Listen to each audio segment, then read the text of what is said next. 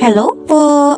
After 2 days off lang ulit ay 3 days na naman kaming straight with 9 setups, and on our first day nga, here's our only setup for today.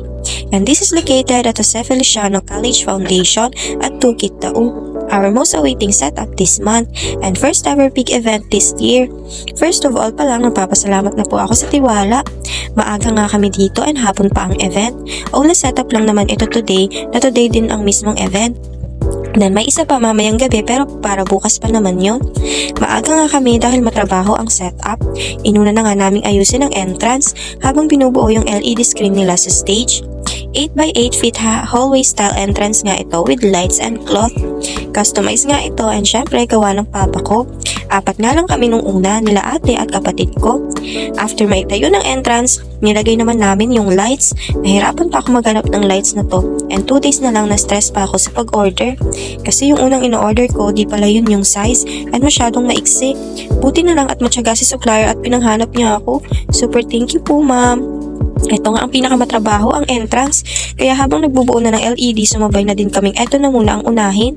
Para pagtapos nila sa LED magkabit, kami naman ang magkakabit ng balloons doon and ng backdrop. Nung bandang kalagitnaan na nga, may bago na kaming partner in setups. Hi kay kuya na best friend ni ate. Mukhang first day niya na nga ito at makakasama na namin siya sa mga susunod na setup.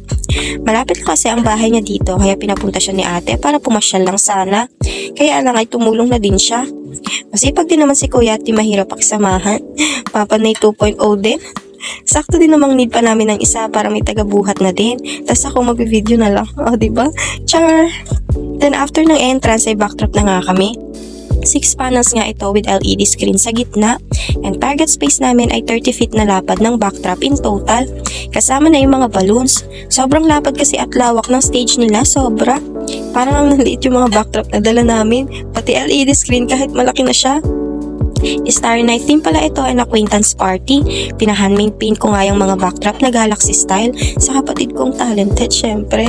Ipagmamalaki ko na, sobrang galing eh. At bana pa sa ate. Halloween theme nga dapat talaga ang theme neto nung una kasi nga November. Kaya lang siguro na-realize na di nababagay dahil November 17 siya gaganapin at masyado nang late. Kaya nag-change theme sila into Starry Nights which is mas maganda naman at mas babagay for acquaintance event. Then balloons na sa first side muna. Midnight blue, silver, and black nga ang motif for the balloons. At dalawa nga kami ni ating naglulobo para mabilis at madami-daming lobohan ang kailangan. Si kuya ayan at tumulong na din. Pero syempre sasahuran ko na din kahit di niya tanggapin. Nag-work na din siya eh. Considered first day niya na today at part na siya ng team. Tapos, kabilang side na din, kinabitan na. Nag-struggle pa kami nung unang paglalagay ng mga backdrop dito kasi nakalimutan natin ng sounds and lights na may backdrop pang isa-set up. Wala na kaming space. Kaya pinamove muna namin yung mga lights and speaker na naikabit na nila. Yung kabilang side ay no problem kasi maluwag at madaling na i-move yung mga speaker and lights. Yung sa left side lang kasi yung live band ay nai-set up na hanggang sa space ng paglalagyan namin ng backdrop.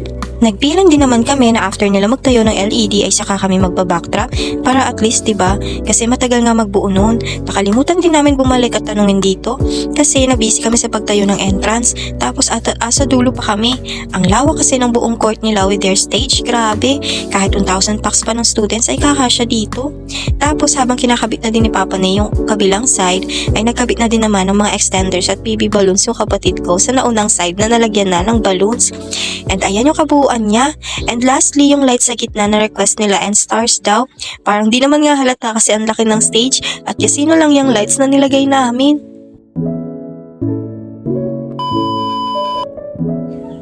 And here's the final look po. Again, thank you very much po JCCF for trusting me and our team for this big event. Sobrang bait ng mga student coordinator na kausap ko at sobrang daling kausap.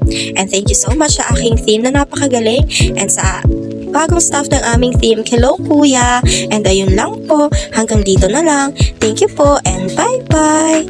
Happy Acquaintance Party sa Feliciano College Foundation!